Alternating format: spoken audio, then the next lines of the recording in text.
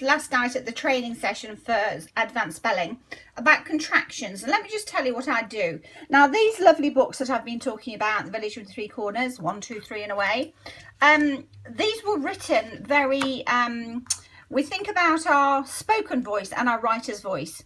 So how we talk on paper isn't necessarily the same as how we speak in real life. In real life, we're often, you know, if I'm going to go to the shops, I'd say I'm going to go to the shops. I'm going to go to the shops. Contraction.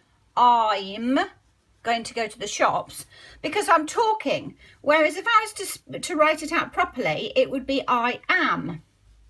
So we're talking to the children all the time about I speak. I'm talking to you now very quickly. We often do say things in a slightly different way than if we're writing, although often now actually we write very informally, don't we? But this is a scheme that I'm investigating at the moment, because it's very sight word heavy, but I'm making it so that teachers understand we can use these kinds of books. We just have to code map them so that the children aren't guessing from first sounds, missing out words, memorizing, etc., or using the illustrations to have intelligent guesses. So we've got that. I'm talking to you. How do we talk on paper? But these books are so nice because they're so correct, if you like.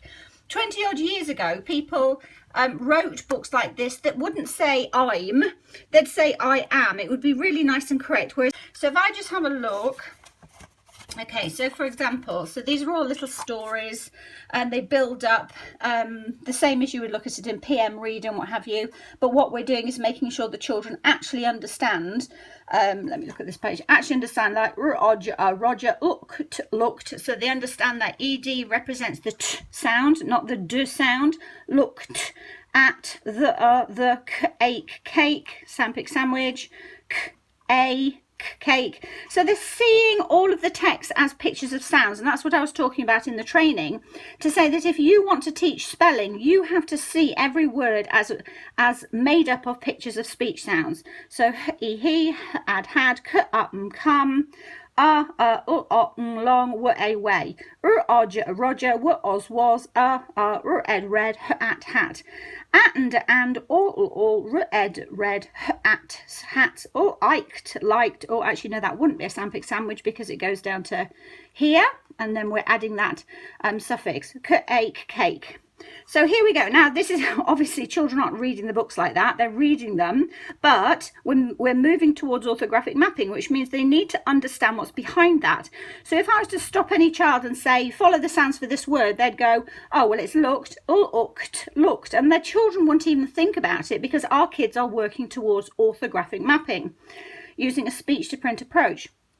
So here, okay, so so what I'd be doing with the children is saying, is looking at perhaps just this page if I'm starting to talk about contractions, and we've already talked about the fact that how we speak isn't necessarily how we would speak on paper, and we've got to explore that. If the old man were here, he would give me some cake, Roger said to himself. If the old man were here, he would give me some cake, Roger said to himself. So I'd say to the children, so is that how you would talk? If the old man were here, he would give me some cake. Now listen to me for this part. Listen to me, which is how would you say it? Would you say, he would give me some cake? Or would you say, he'd give me some cake? And I get them to think about it. We're just using an example from a book where somebody has talked on paper. So the children would think about it and think, would they say, he would give me some cake, or he'd give me some cake? Okay, so let's just think about that. So we've got here, he would give me some cake. Okay, let's have a look. So let's just write that down. So he would give me some cake, and the children know the code mapping on that. So if I said to them, right, first of all, just code map it, they'd go he, were, or, would, if, give, me, some, cake, and ideally number them as well, but often they haven't got space. But I can see they've code mapped it, so they understand the phoneme to grapheme mapping. Okay, so he'd. So how we're going to change he would give into heed. Okay, so heed, actually what we're doing is shortening this, aren't we? So instead of saying the whole would word, we're going to go heed. And I'm not asking them to do anything but think about how they say it. I'm not explaining why you've taken off all of that instead of saying he would, you know, or, you know, shortening it and taking this bit out or whatever. I'm just saying, what do you say? They come and they're talking, so start with speech. What do you say? Heed. Okay, so what have we done? We've taken away all of this bit, but we can't just put it there, can we? Actually, if we were to follow the sounds logically there, it would be head. And the children would say, yes, but if it was head, the picture for air would look like that, because we're constantly mapping. So I'd say, because what happens is, because we're showing people when they're reading what we've written, we're showing them that actually that's shortened.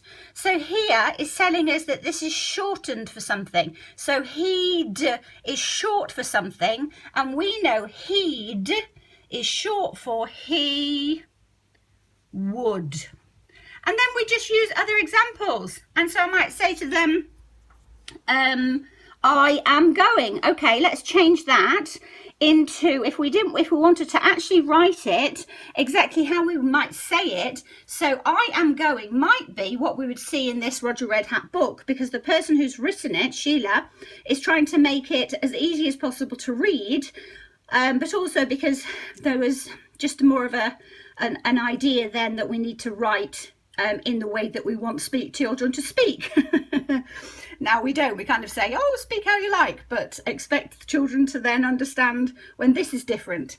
But anyway, so I am going. Okay, so can you just close your eyes and say, I am going to the shops? What would you say? And they go, I am going to the shops. I'm going to the shop. So we're trying to get them to do it realistically. So we say I'm going. So what's happened here? So we've still got the I. So we've still got the I, but I'm. So what have we done? We've actually got rid of this bit, haven't we? So we can't just put it together there, because otherwise people might think it's an im or some high frequency grapheme representations blended. So we need to show people that is shortened. I, that's still the word I'm going, which was short for I am going. And that's how I would explore contractions. Hope that helps.